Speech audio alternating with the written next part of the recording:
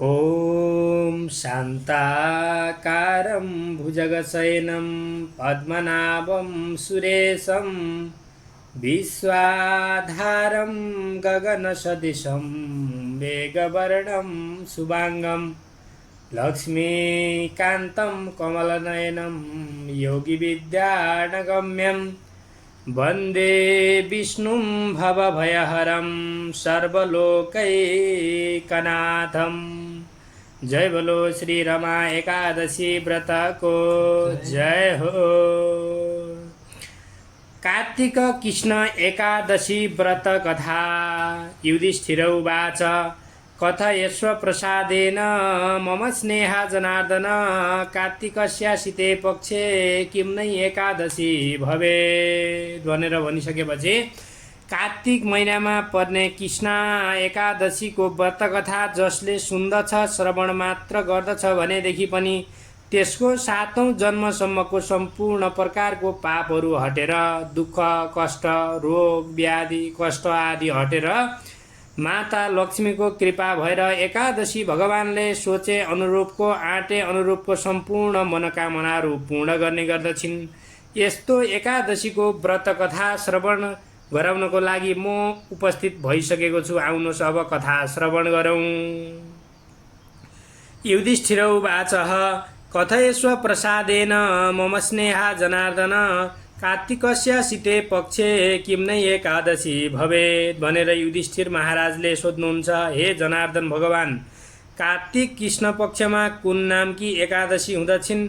स्नेहपूर्वक मेरा उपर दया गरेर बताइदिनुहोस् भनेर भनिसकेपछि श्री कृष्ण उवाच भगवान श्रीकृष्णले भन्नुहुन्छ सूर्यतम राजसा दुर्ल कथयामि तवाग्रतः कार्तिके कृष्ण पक्षे तु रमा नाम्नी सुशोभना। हे राजसा दुर्लभ सुन, म तिमीलाई भन्दछु कार्तिक कृष्ण पक्षमा रमा नामकी उत्तम एकादशी हुँदछिन् भने हे राजन यी एकादशीले ठुला ठुला पापहरू नाश गर्ने गर्दछिन्। प्रकरणवश यिनको महात्म्यमा म हजुरलाई बताउने छु। हे राजन, यद्यपि अघि मुचुकुन्द नामका एक प्रसिद्ध राजा हुनुहुन्थ्यो एउटा नगरमा, जसको मित्रता इन्द्रसँग थियो। जस्तो प्रकार इन्द्रसँग मित्रता थियो त्यस्तै प्रकाश एम वरुण कुबेर तथा विभीषणसँग पनि तिनको ठुलो घनिष्ठ मित्रता थियो। हे राजन, ती राजा स्वयं आफै पनि सत्यवादी र सदा विष्णुको भक्ति गर्ने थिए र अरू धर्मपूर्वक शासन गरेर प्रजाहरूलाई लालन पालन गरेर निष्ठकण्टक राज्य गर्दथे। ती राजाका घरमा नदीमा श्रेष्ठ चन्द्रभागाको नामले प्रसिद्ध तिनकी पुत्री उत्पन्न भइन्। ती कन्या चन्द्रसेनका छोरा शोभनसँग विवाह गरिरहन्। हे राजन, त्यो शोभन कुनै दिन आफ्नो ससुराको घर आएर त्यही दिन पुण्यदायिनी एकादशी पनि थिइन्। जब व्रतको दिन नजिकिँदै आयो त्यसपछि चन्द्रभागा चिन्ता गर्न लागिन्। हे ईश्वर, के हुने हो, मेरा पति पनि दुर्लभ छन्, ती छुँदा भोग सहन सक्दैनन् तथा मेरा माता पिताको शासन अत्यन्त धेरै कठोर छ। दशमीको दिनमा जसको आज्ञाले झ्याली पिटिन्छ, एकादशीका दिन भोजन गर्नु हुँदैन। झ्याली पिटिएको यस्तो घोषणा सुनेर आफ्नी प्यारी पत्नीलाई भने हे प्रिय, अब मैले के गर्ने हो, कसो गर्ने हो, अब मैले के गरौँ, के गर्नाले मेरो प्राणहरू नाश हुँदैन? हे सुन्दरी, त्यो उपाय तिमी मलाई बताइदेऊ भनेर चन्द्रभागा भन्दछिन्। हे प्रभु परमात्मा, आज मेरा पिताको घरमा हात्ती घोडा आदि पशु तथा कुनै पनि प्राणीहरू भोजन गर्दैनन्, किनभने एकादशीको दिन भएको कारणले गर्दा। मानिसको त कुरा परै जाओस्, एकादशीको दिन अन्न तृण तथा जल ग्रहण पनि गर्दैनन् कुनै पनि प्राणीहरूले पनि भने मनुष्यले कसरी भोजन गर्ने हो? हे पतिदेव, यदि हजुर भोजन नगरी बस्न सक्नुहुन्न भने घर जानुहोस्। मनमा यही विचार गरेर मन दृढ गराउनुहोस्। शोभन भन्न लागे, तिमीले साँचो भन्यौ, म पनि व्रत बस्दछु। दैवले जे गर्नेछन् त्यही होला। यस्तो विचार गरेर आफ्नो भाग्य उपर भरोसा गरी तिनले त्यो उत्तम व्रत गरे। भोक प्यासले पीडित हुनाले ती अत्यन्त दुखी भएर ती यस्तो व्याकुल भएपछि सूर्यनारायण अस्ताचल पर्वतमा गएर ती रात्रि वैष्णव मानिसलाई अत्यन्त हर्ष बढाउने हुँदी भइन्। हे राजा साधो जस्तो हरिभगवानको पूजा गर्ने रात्रिमा जागरण गर्ने मानिसलाई त्यो रात्रि आनन्ददायक भइन्। ठीक त्यसको विपरीत त्यस शोभनलाई अत्यन्त कष्टदायक भइन् र फेरि ठीक सूर्य उदयको समय शोभनको शरीर पनि छुट्यो। तब मुचुकुन्दले राजाहरूलाई योग्य काष्ठ दाउरा सुगन्धित काठले तिनको दाह संस्कार गरे तथा चन्द्रभागाले पिताको आज्ञाले आफ्नो शरीर भस्म गरिनन्। बरु तिनी शोभनको प्रेत संस्कार गरेर आफ्ना पिताको भवनमा निवास गर्न लागिन्। हे राजन, रमा एकादशीको व्रतको प्रभावले शोभन मन्दराचल पर्वतको शिखरमा सुन्दर देवपुरमा प्राप्त हुनुभयो।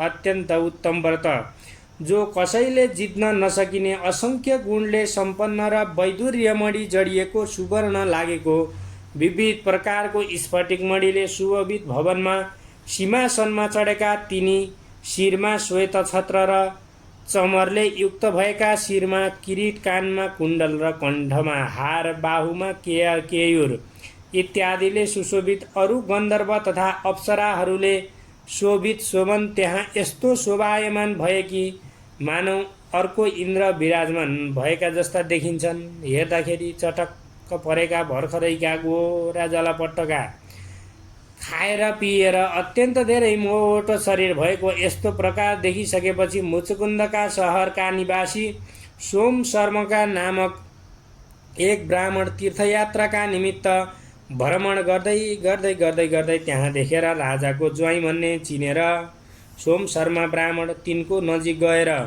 शोभनले तिनलाई देख्ने बित्तिकै शीघ्रताले आफ्नो स्थानबाट उठेर ती श्रेष्ठ ब्राह्मणलाई नमस्कार गरेर तिनीसँग कुशल प्रश्नहरू इत्यादि गरेर सोधिसकेपछि आसन सत्कार गरिसकेपछि फेरि आफ्नो ससुरा राजा मुचुकुन्द र आफ्नी स्त्री चन्द्रभागाको कुशल पनि सोधे। अरू तिनीले उत्तर दिए, सहरमा सर्वत्र कुशल छ। हे राजन, मलाई आश्चर्य हुन्छ, हजुर आफ्नो वृत्तान्त बताउनुहोस्, के कस्तो रहेको छ भनेर बताइसकेपछि यस्तो मनोहर नगर आजसम्म मैले कुनै पनि स्थानमा देखेको थिइनँ। हे राजन, भन्नुहोस् हजुरलाई यो कसरी प्राप्त भयो? यति राम्रो मन्दराचल जस्तो पर्वत कसरी प्राप्त भयो?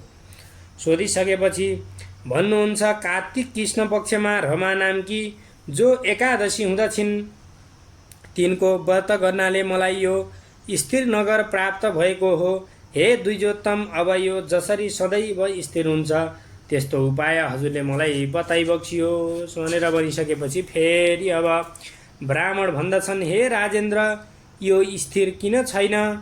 अरू कसरी स्थिर हुन्छ त्यो भन्नुहोस् मलाई, त्यसलाई गर्नेछु भनेर भनिसकेपछि यसमा अन्यथा हुँदैन, म झुट भन्दिनँ। शोभन भन्दछन्, हे विप्र, मैले यस उत्तम व्रतलाई श्रद्धापूर्वक गरेँ, त्यसकारण म यस नगरलाई नाशमान मान्दछु।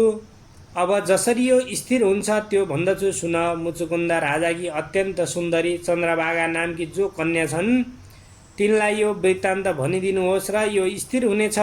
यस्तो सुनेर ती श्रेष्ठ ब्राह्मणले चन्द्रभागालाई सम्पूर्ण वृत्तान्त भने।